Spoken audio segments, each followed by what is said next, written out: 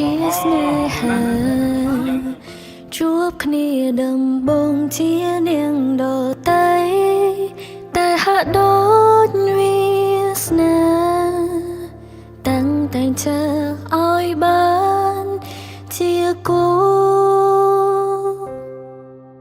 តាំងពីថ្ងៃបងឈានចូលក្នុងជីវិតអូនក្តីសុខក្នុងបេះដូងមានបងតែងតែនៅក្បែរស្រី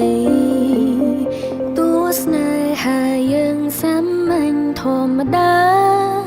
មិនអស្ចារ្យតែមានន័យមានតម្លៃក្នុងជីវិតអូន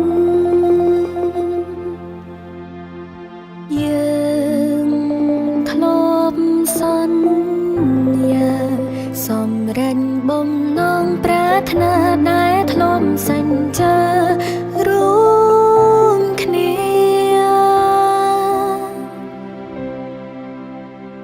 ជាស្នេ